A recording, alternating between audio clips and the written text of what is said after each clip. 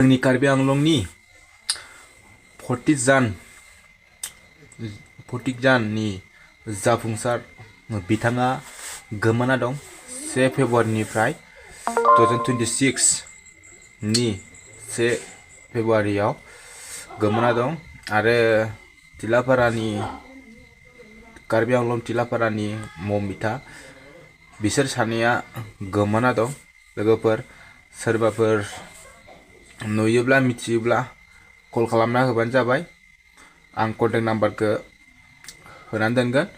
सोरबाफोर मिथियोबा लोगोफोरा बिसोर सानै मानसिखौ हमनानै दोननानै कल खालामना होबानो जाबाय।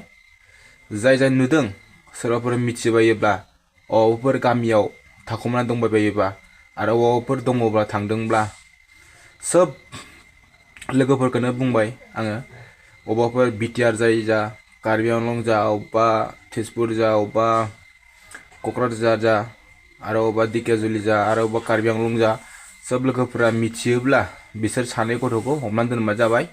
बिसोरो 16 बोसोर सानैबो जोंनि कार्बि आंलंनि लांहिन फटिकजाननि आरोना, जाफुंसार होनो नामखौ। आरो सिख्लाया जाहैदों ममिता तिलापारा 2 नंनि। बिसोर सानैखौ मिथिबायोब्ला हमनानै दोनबानो जाबाय। कन्टेक्ट नाम्बारखौ होगासिनो दं आरो बिसोरनि फट'खौ मबाइलाव होना होगोन। नोंसोरो सोरबाफोर मिथिबायोब्ला नुदोंब्ला कल खालामना होबानो जाबाय लोगोफोर। बिसोरखौ आरो थाबनो मिथियोब्ला हमनानै दोनबानो जाबाय लोगोफोर। आंनि एमआर ब्लग 100K जाजाय मोजां मोनदों, लाइक कमेन्ट शेयार खालामना होबानो जाबाय। गोजोन्थों।